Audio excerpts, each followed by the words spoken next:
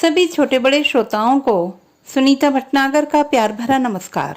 Audio stories के हमारे channel कहानी जगत में आप सभी का स्वागत है। हिंदी कहानियों की श्रृंखला में आइए आज सुनते हैं वंदना शुक्ला जी द्वारा रचित कहानी जल कुंभियां। जान चाहिए सबकी या अपनी मर्जी, सोच ले। बूढ़े पिताजी ने आखिरकार बहस में हार मानते हुए मुझ तक अपना अंतिम डर सरका दिया, जो हालांकि मुझसे संबंधित था पर खाए उन्हें जा रहा था, और खाट पर बैठे उंगलियों को एक दूसरे में उलझाए जमीन को देखते रहे। ये मेरी जिंदगी का सवाल है बाबूजी। मेरे लिए क्या अच्छा है क्या बुरा मैं अच्छी तरह जानता हूँ। मैंने उनकी बात की नामंजूरी पर अपनी मोहर लगा दी और रोटी का आखिरी गस्सा मुंह में दे दिया। बाबूजी और बुझ गए। कुछ देर चुप्पी के अंधेरे में भटकते रहे, फिर बोलने लगे। जाने किससे? अपना पेट काट कर पढ़ाया लिखाया इन्हें। सोचा था 2 किताबें पढ़ जाएंगे तो थोड़ी दुनियादारी समझेंगे, अपना और घर का भला बुरा पहचानेंगे। पर एक रोटी और ले ले। बुझी हुई सी माँ ने रोटी कटोरदान में से देते हुए बहुत धीरे, लगभग इशारे से कहा, नहीं अब हो गया बस। मैंने थाली के ऊपर हाथ रखकर मना कर दिया। पिताजी अब भी शून्य में देख रहे थे।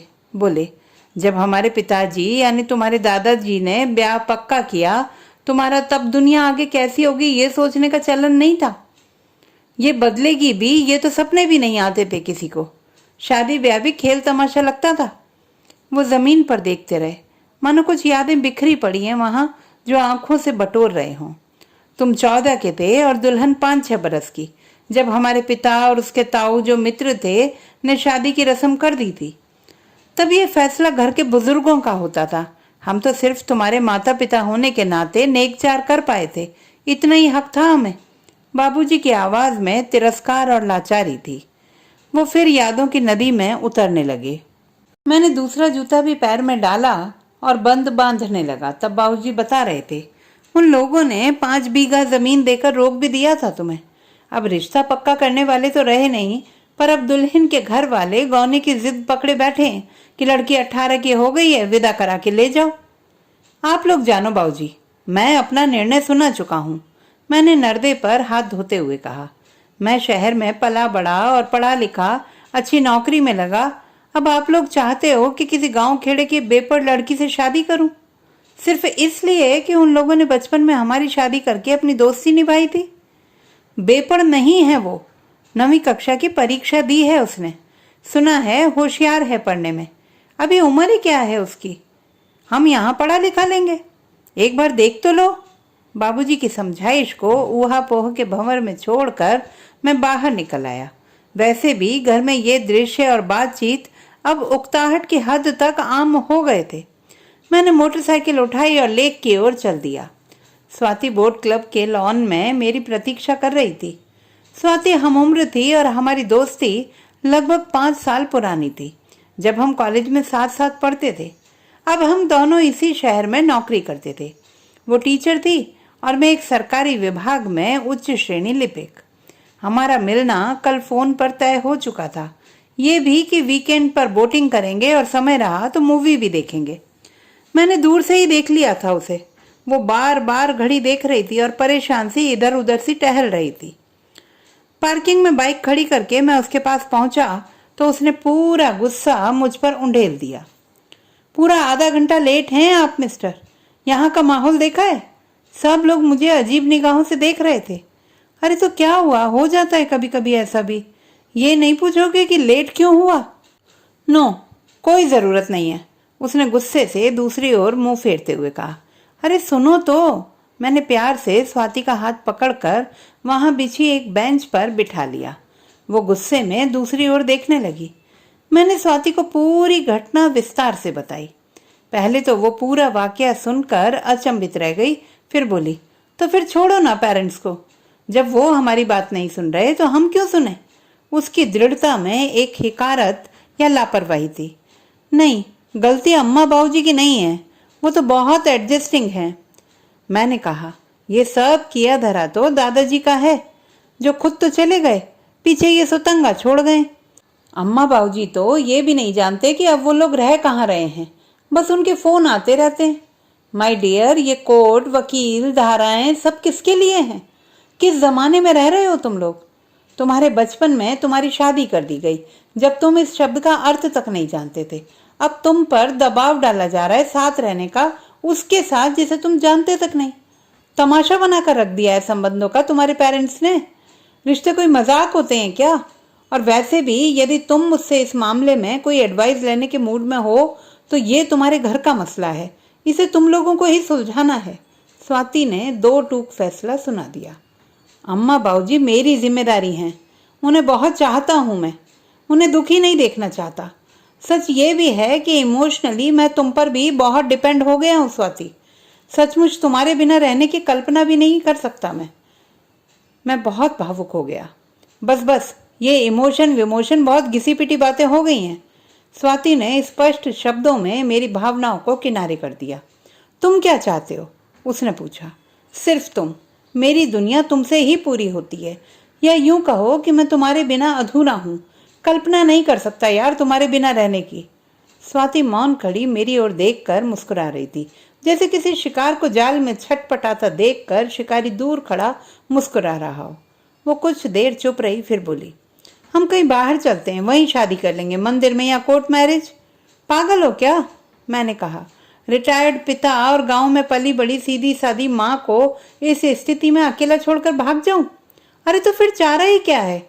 ये गलती तो तुम्हारे फादर की ही है ना। अब तो 25-26 बरस के हो गए हो तुम, क्यों बढ़ने दी खाज इतनी?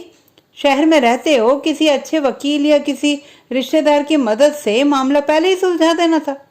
मैं निरुत्तर था। स्वाति बेहद खूबसूरत लगती थी मुझे, जितनी थी नहीं शायद उससे भी कहीं ज्यादा। प्यार बला ही ऐसी है। वो मेरी जिंदगी का पहला प्यार थी, जिसे मैंने अपनी ओर से अंतिम भी मान लिया था। वो बड़े बाप की इकलौती बेटी थी। ये दो गुण हर जिद और बदतमीजी करने की छूट देते थे उसे। फिर भी न जाने क्यों मैं एक अंधविश्वास की हद तक उसके प्यार की गिरफ्त में था। अरे हाँ, तुम्हें पापा ने बुलाया है, मिलना चाहते हैं तुमसे। उसने अचानक बात की दिशा मोड़ दी। लेकिन अभी तो मैं इन पचड़ों में ही फंसा हूं, कैसे मिल सकता हूं? वो तुम्हारे परिवार की प्रॉब्लम है। पापा बहुत बिजी रहते हैं।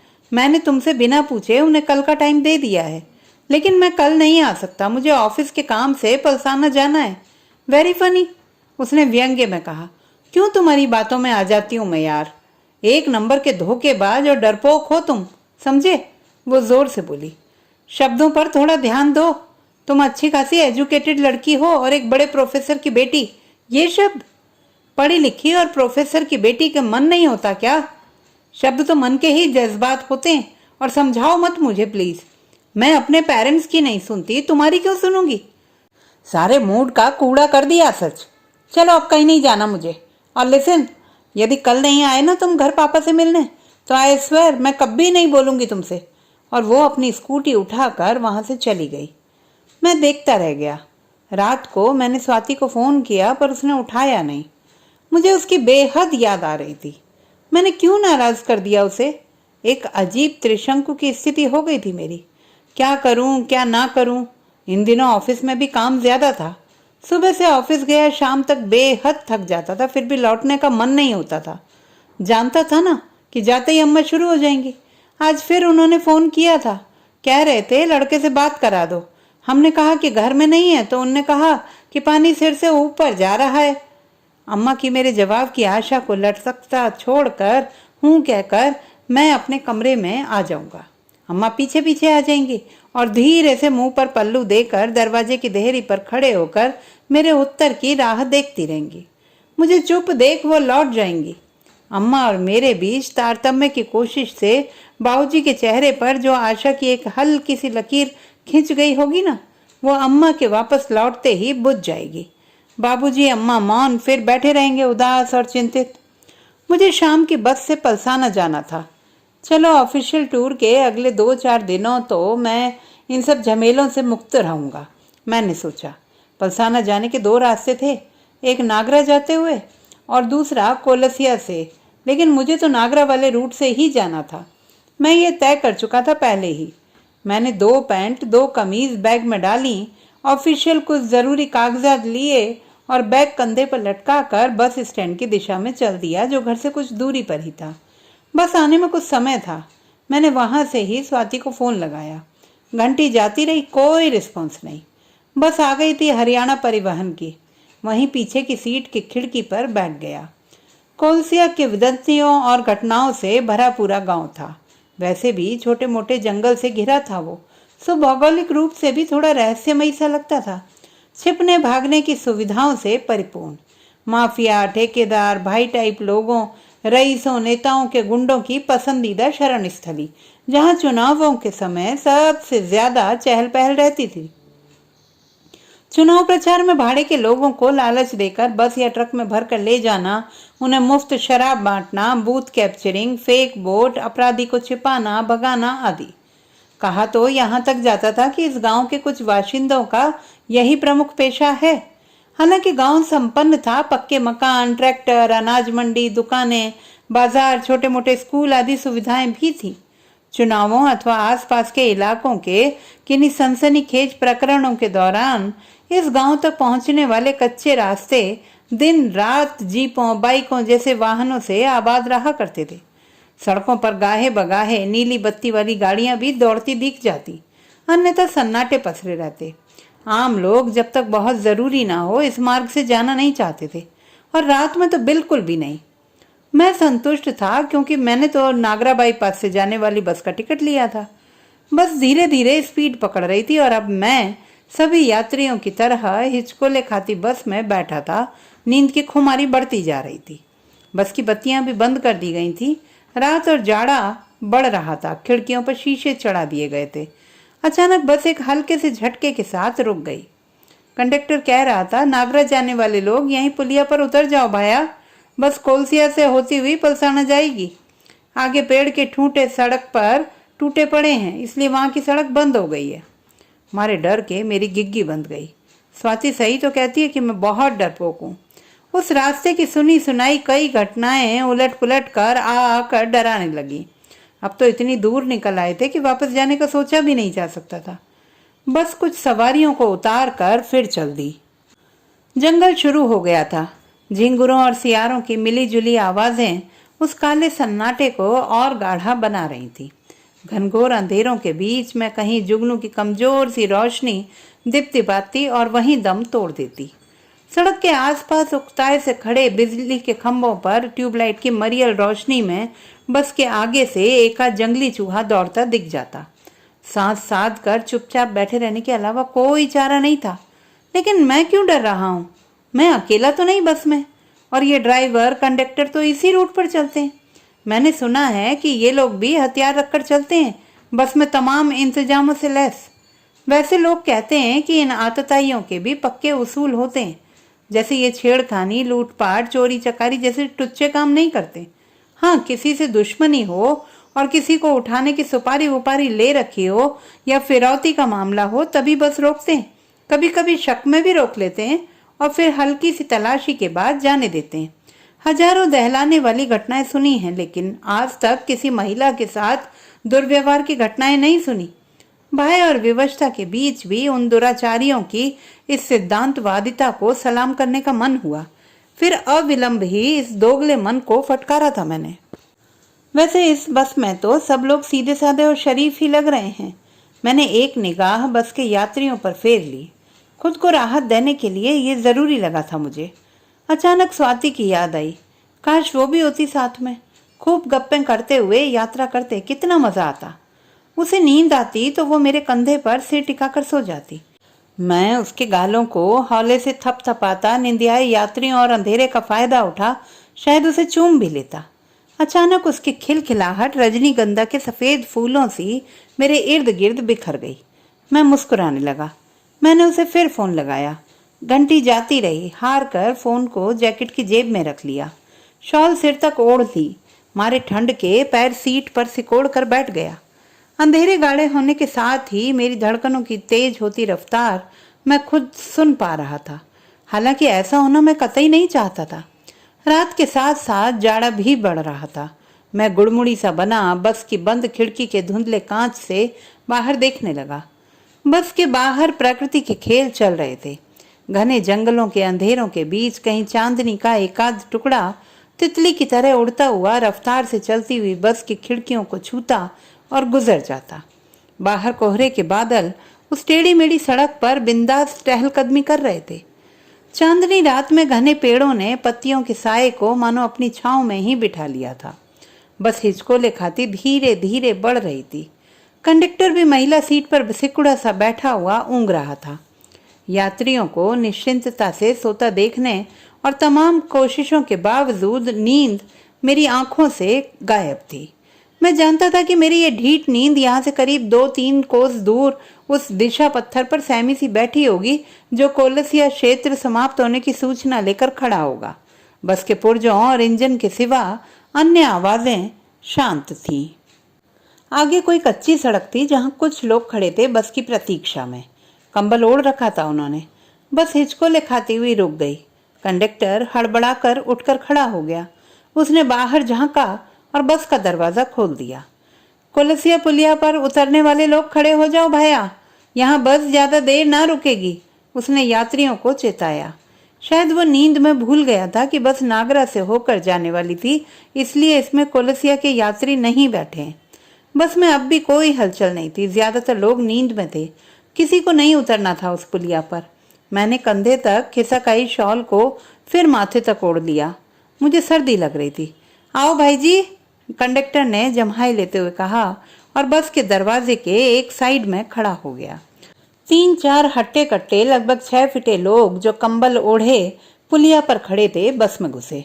उनमें से 2 आदमियों के कंधे पर बंदूकें थीं और एक जो कुछ ज्यादा उम्रदार और रौबीला लग रहा था और शायद मुखिया भी था, उसके हाथ में एक लठ था। सिर पर पगड़ी और चेहरे पर कपड़े बंधे हुए थे। सिर्फ आंखें दिखाई दे रही थी उनकी। अजीत सिंह कौन है रे भाया? चुपचाप मारे संग गड्डी से उतर आओ। बस में सन्नाटा तन गया था। वो लोग मेरा नाम ले रहे थे। मेरी धड़कन जो अभी तक बढ़ी हुई थी जैसे अपने हौसले खो रही थी और बंद होने को थी। मैं और सिकुड़ गया। ठीक है ओ भाया ड्राइवर, इंजन बंद कर दे मोटर का, हम तलाशी लेंगे। कहने की देर थी कि बस का गड़गड़ाता इंजन रुक गया। मेरे पास ऑफिस के कागजात थे जिनमें मेरा नाम, पता, मैं फोटो के रखा हुआ था। मैंने डरते हुए उन कंधों की ओर देखा जिन पर गुस्सैल बंदूकें टंगी हुई थी और जो कुछ हाथ की दूरी पर ही थे। कंडक्टर की गिग्गी बंधी हुई थी। वो फटी फटी आंखों से सारे दृश्य देख रहा था। भाया थारे सब सवारियों से हाथ जोड़कर विनती करा हाँ, जो अजीत सिंह हो अनके सागे उतर जाएं। बस ने तण के पहुंचना से पलसाना। अबे चुप भूतनी के, तलाशी लेने दे हमने, परे हट। उनमें से एक आदमी ने कंडक्टर को लगभग धकेलते हुए कहा। सब खड़े हो जाओ रे, फुर्ती करो बे, उन्होंने कहा। सवारियां धीरे धीरे खड़ी होने लगी। सबके चेहरों पर मौत की छाया दिख रही थी। मैं हूं अजीत सिंह, मैंने उठकर कहा। मरता क्या ना करता। मेरे पैर और आवाज कांप रहे थे। अन्य सवारियों ने राहत की सांस ली। कुछ पल वो तीनों मेरी ओर घूर कर देखते रहे। अब अपना सामान ले चुपचाप और उतर आने के अलावा मेरे पास कोई चारा नहीं था। अपहरण का नाम सुना तो खूब था, पर देखा आज ही था। इत्तेफाकन अपहरण मेरा ही हो रहा था।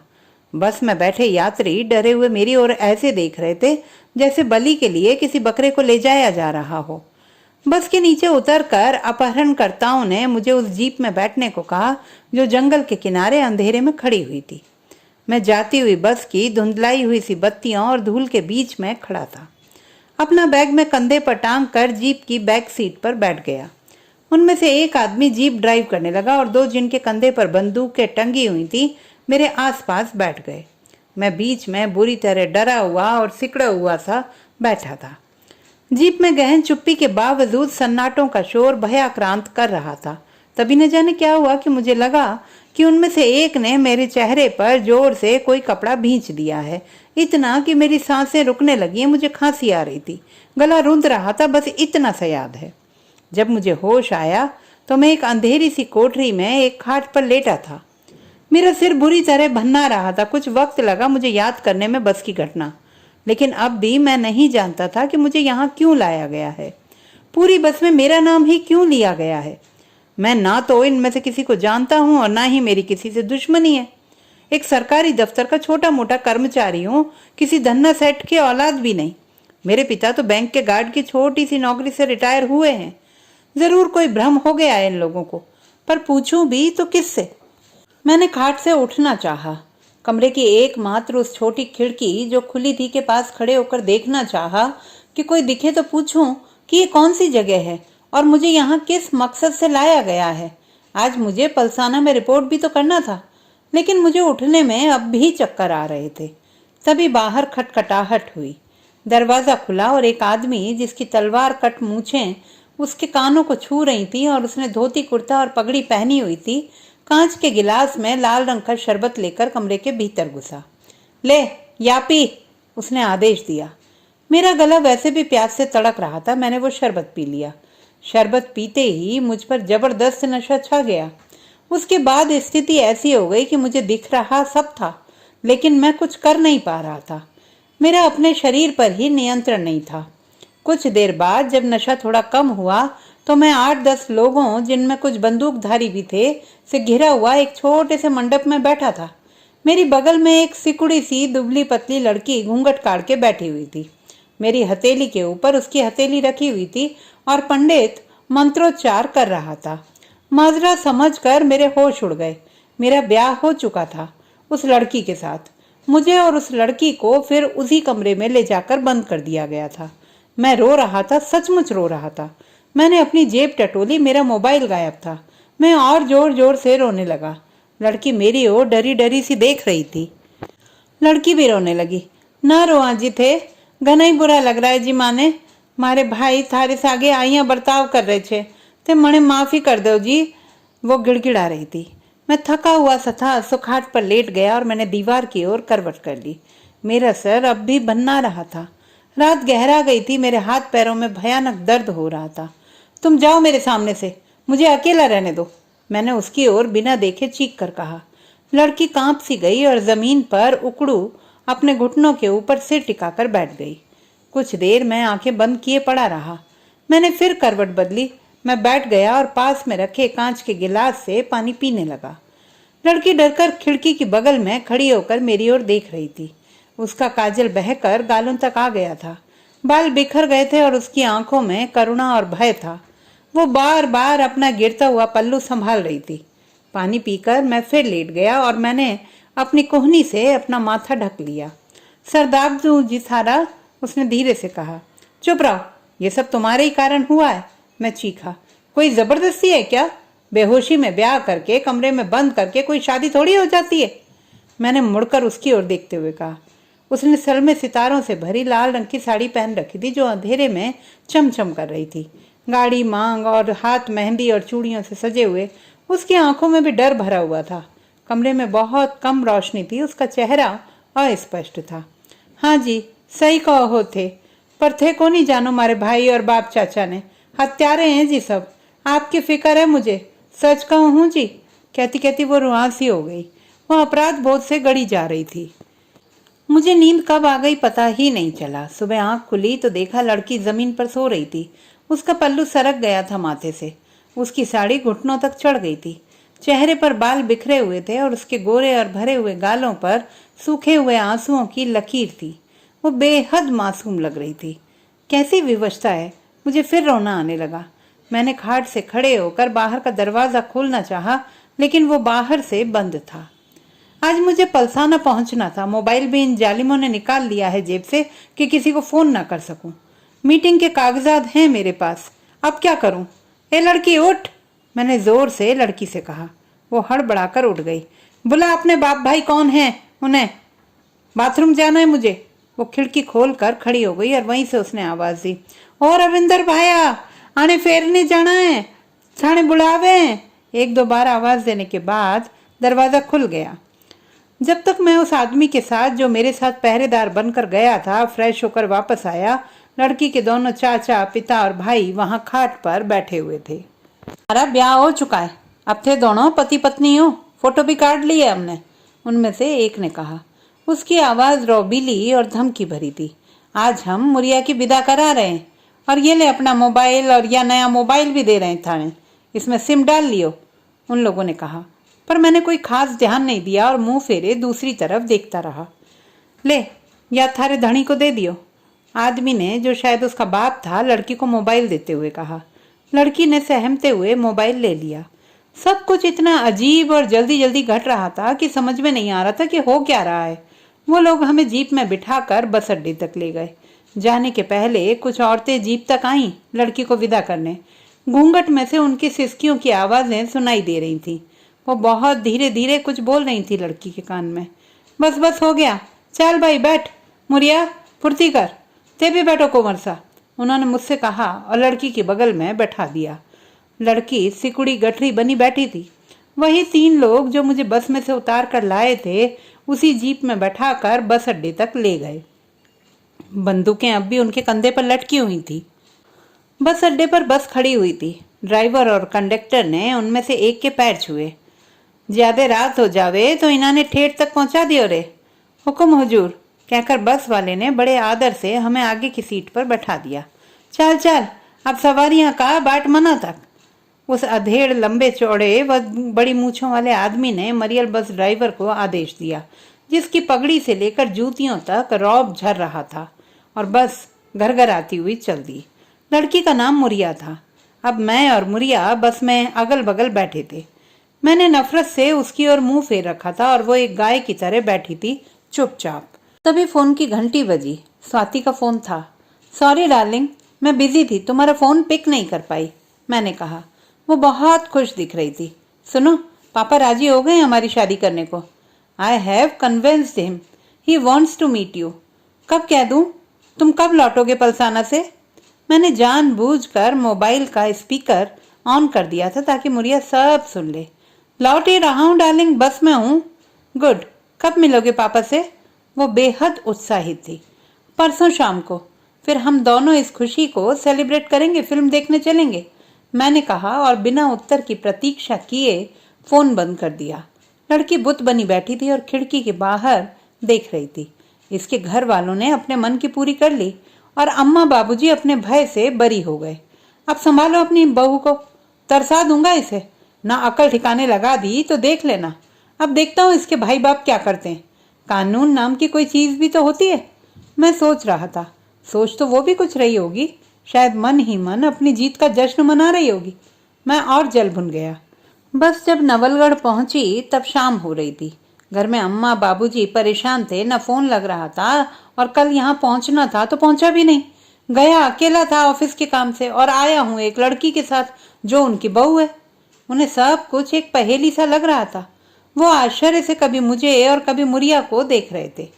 मुरिया ने घूंघट ओढ़ रखा था और अम्मा बाबूजी के पैर पड़े। बाबूजी को माजरा कुछ कुछ समझ में आ रहा था। हालांकि वो चकित और थोड़ा डरे हुए थे, लेकिन बाद में एक निश्चिंतता का भाव उनके चेहरे पर आ गया जो काफी दिनों से गायब था। मुझे आंतरिक खुशी हुई उन्हें संतृप्त देखकर, पर मैं कल की घटना से बहुत चिढ़ा हुआ और नाराज था। अम्मा, इसकी शक्ल ना दिखे मुझे, कह दिया है मैंने तुमसे, और ये भी जान ले कि मैं उसके दबंग बाहुबली घर वालों से डरा कतई नहीं हूं, मैंने इतने जोर से कहा कि लड़की सुन ले। कल वकील से मिलूंगा, मैंने बाबूजी से कहा और अपने कमरे में चला गया। मेरे कमरे की खिड़की आंगन में खुलती थी, जहां धूप में अम्मा जमीन पर दरी बिछाकर गेहूं बीनने या बुनाई सिलाई जैसे काम करके और बाबूजी खटिया पर बैठे अखबार या कोई किताब वगैरह पढ़कर अपनी दोपहर काटा करते थे। इन जाड़ों के दिनों में मैं जब खिड़की खोल लेता तो धूप का एक टुकड़ा खिड़की में से होता हुआ मेरे कमरे तक भी सरक आता, और ज्यादा जाड़े में कभी कभी मैं उस धूप के टुकड़े के भीतर अपनी कुर्सी डालकर कुछ पढ़ता लिखता या शेव बनाने जैसे काम करता रहता। उस लड़की यानी मुरिया को इस घर में आए तीसरा दिन था। आंगन भर में सुबह की धूप फैलने लगी थी। अम्मा एक पीढ़े पर बैठी थी। बाबूजी रोज की तरह खटिया पर और लड़की चटाई पर बैठी मटर छील रही थी। उसका माथा हमेशा की तरह पल्लू से ढका हुआ था। ये पारिवारिक दृश्य मेरी जिंदगी के बहुत असोचे, अविशिष्ट और मौलिक दृश्यों में से एक था। अम्मा बाबूजी उस लड़की से बतिया रहे थे। के नाम है री छोरी थारा? अम्मा पूछ रही थी। मोरनी नाम तो स्कूल का छे जी, पर घर में तो मुरिया कहे हैं, लड़की ने आंखें नीचे किए ही जवाब दिया। स्कूल जाती थी गांव में? बाबूजी ने अगला प्रश्न किया।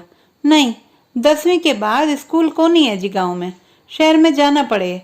बापूजी ने 8वीं के बाद स्कूल छुड़वा दिया था, 9वीं प्राइवेट किया है जी, उसने मटर छीलते हुए कहा। उसकी आवाज धीमी थी। मैंने चिढ़कर खिड़की बंद कर दी।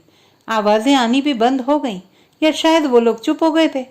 मुरिया अम्मा के पास ही सोती थी और जब मैं सुबह सोकर उठता तो वो दौड़ दौड़ कर काम कर रही होती। उस दिन अम्मा मुझे खाना देने मेरे कमरे में ही आई थी। ठेठ देसी खाना स्वादिष्ट और शऊर से परोसा गया। अम्मा जब मेरे खाना खा चुकने के बाद झूठी थाली मेरे कमरे में लेने आई तो उन्होंने बताया कि रात में सोने से पहले उसने पैर दाबे। अम्मा ने मना किया तो बोली, माँ बोली से सास ससुरा की सेवा करिए, कोई शिकायत को नहीं मिले। ये कहकर अम्मा मुंह पर पल्लू रखकर हंसने लगी। मैंने अम्मा से कहा, उसकी बात मुझसे नहीं की जाएगी इस घर में, समझी तुम? अम्मा घबरा गई और अपने काम में लग गई। लेकिन मैंने ये महसूस किया कि अम्मा बाबूजी को मैंने न जाने कितने वर्षों बाद इतना खुश और संतुष्ट देखा था। इसका मतलब अम्मा बाबूजी भी इस षड्यंत्र में शामिल थे। मेरे दिमाग में अब एक नया कीड़ा पैदा हो गया था। सिर में थोड़ी भन्नाहट थी तो आज भी ऑफिस के सिवा कहीं आ जा नहीं पाया। मैं शराब नहीं पीता, पर उस दिन का नशा मेरे सिर में अभी तक बिंधा हुआ था। मुरिया को इस घर में आए 5 दिन हो चुके थे। मैंने अभी तक इस घटना का जिक्र किसी से भी नहीं किया था, न अम्मा से न बाबूजी से। 1-2 अच्छे वकीलों के पते जरूर लिए थे मैंने दोस्तों से। मेरी तमाम योजनाओं से मुरिया अनभिज्ञ थी। बस माथे तक घूंघट ओढ़े रहती और काम काज ऐसी तल्लीनता से करती रहती मानो वो यहाँ काम करने के लिए ही आई हो और बरसों से रह रही हो। अम्मा के पास सोने में उसे कोई आपत्ति नहीं थी। वो इतनी थक जाती काम से कि रात में अम्मा की बगल की खाट पर लेटते ही सो जाती और सुबह तड़के ही सबके उठने से पहले ही काम में लग जाती। घर के उस बड़े और पक्के आंगन में पहले जहां बीही और नीम के झाड़ की सूखी पत्तियां आंगन भर में उड़ती रहती थी, अनुपयोगी सामान और कूड़े के ढेर कोनों में टिके रहते थे, वो हिस्से अब बिल्कुल साफ दिखाई देने लगे थे। घर एक अलग सा चमकता हुआ दिखता। मुझे वो साफ सुथरा आंगन, चमकता हुआ घर जैसे मुंह चिढ़ाते, मेरी हंसी उड़ाते। मैं मौका ढूंढता अपना रोष उंडेलने का कि जरा कहीं मुझे वो दिख जाती। मैं अम्मा पर चिल्लाता, अम्मा कहा था ना तुमसे कि जब मैं घर में आया करूं तो इसकी सूरत नहीं दिखनी चाहिए मुझे। अम्मा सहम जाती। जा बिंदड़ी, भीतर ने जा, कहकर वह उदास हो अपना काम करने लगती। मुरिया खुद भी मुझसे बेहद डरी और दूर रहती थी। मुझे देखते ही या तो वो कमरे या रसोई में घुस जाती या घूंघट को और पूरे चेहरे तक खींच लेती। अब मैं घर में कम ही रहता, जितना भी रहता ज्यादातर अपने कमरे में। अम्मा मुझे वहीं खाना दे जाती। मुरिया चंचल थी, उसकी आवाज घर भर में बिछी सी रहती। उसके हंसी की खनक खिड़की से होते हुए मेरे कमरे तक आती। पीछे पीछे अम्मा बाबूजी की हंसी भी गूंज जाती। अक्सर मैं टीवी का वॉल्यूम बढ़ा देता। हंसी, आवाजें, चुहल बातें सब ढक जाती। मैं सोचता, आखिर कोई लड़की अनजान लोगों के बीच आकर और जिसका पति उससे इतनी नफरत करता हो, कैसे इतनी खुश रह सकती है? मुझे आश्चर्य होता, किस मिट्टी की बनी होती हैं ये गांव की लड़कियां। न जाने क्यों मुझे अब अपना घर अपना नहीं लगता था। सीधे साधे अम्मा बाबूजी उस लड़की के जादू में फंस रहे हैं, मुझे लग रहा था। जिन लोगों ने उनके बेटे यानी मेरे साथ इतना बुरा बर्ताव किया, सब कुछ जानते हुए भी अम्मा बाबूजी उन आतंकियों की लड़की पर बलिहारी हुए जाते, जबकि उन्हें कोर्ट कचहरी के मामले में मेरी मदद करनी चाहिए थी। और मैंने फैसला कर लिया कि अब मैं इस घर में नहीं रहूंगा। मेरे भीतर एक अजीब सी बदले की भावना आ गई थी, न सिर्फ लड़की और उसके घर वालों बल्कि अम्मा बाबूजी के प्रति भी।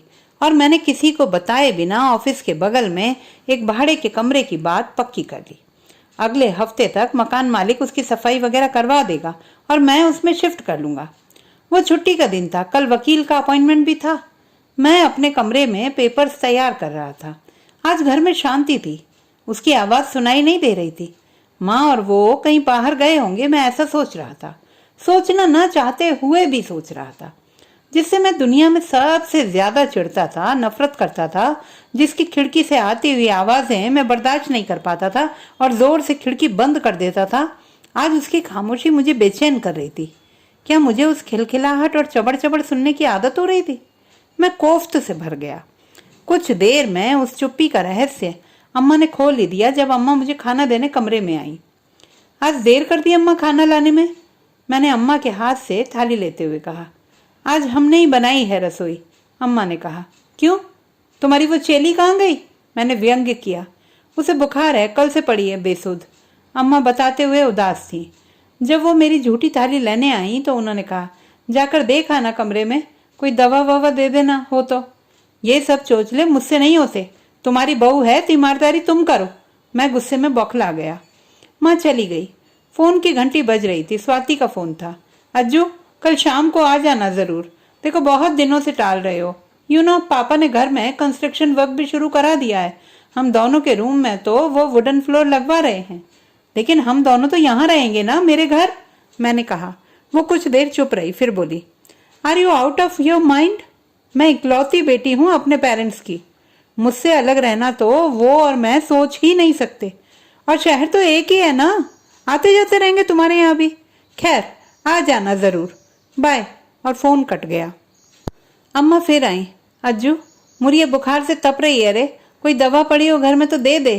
तो तपने दो ना, ज्यादा से ज्यादा क्या होगा, मर जाएगी। मैं चीखा। हमने जिंदगी का ठेका ले रखा है क्या उसका?